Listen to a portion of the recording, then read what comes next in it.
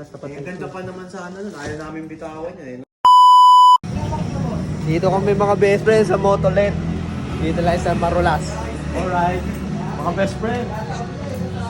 Nagawa pa yung tindahan nila.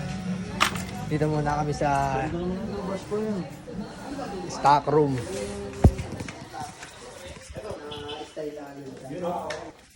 Yung H&J, ito bigay ko na lang ito ng I26. H&J. Tapos, Reflector na siya. check mo to. Ito boss, 3,000 na lang to. Reflector na siya. Hard plastic. Hard plastic Mga lang boss. metal base plate na rin yan boss. Plastic lang yan. Kasi ito duhan boss. Ayos Ito maganda kasi Ito H&J, ito duhan. So ito, mas maganda ito. Mas maganda rin yung susiyan ni duhan boss. Ito 3,000 na lang. Tapos, Same lang sa mga. 45 liters yan pala. pero kung gusto mo mas latest na design ni duhan. Parang mas malaki ito.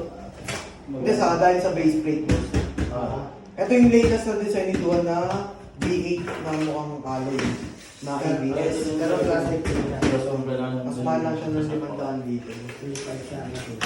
Kahit less 100, ito. Ano boss?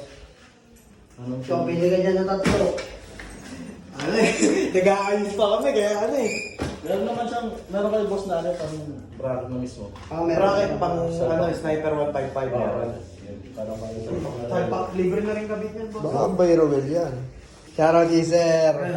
Motolet. Paano kasi 3K. bago 3.5. Ito, 3K na lang. 3K na lang daw. Ganito na lang boss. Yan na lang boss. Wala na kasi Magiging bodega nila.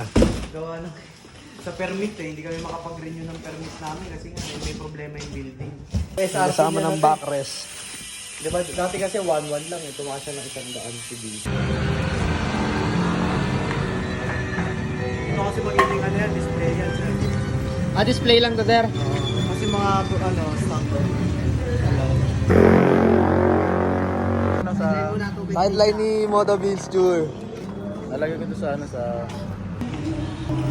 Bali magiging sa ano, sa chassis. Nakikita ko pa nga, nakapakan pa yan eh. Pag nakakumuga kasi yung mga ano, yung mga maninipis na bracket din. Kasi yung may extension, kasi makapal eh. Tumakal to eh.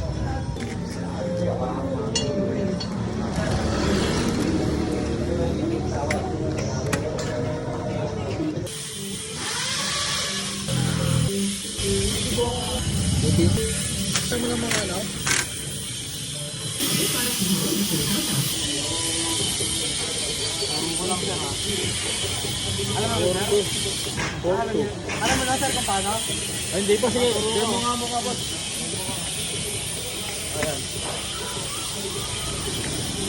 346 minutes later.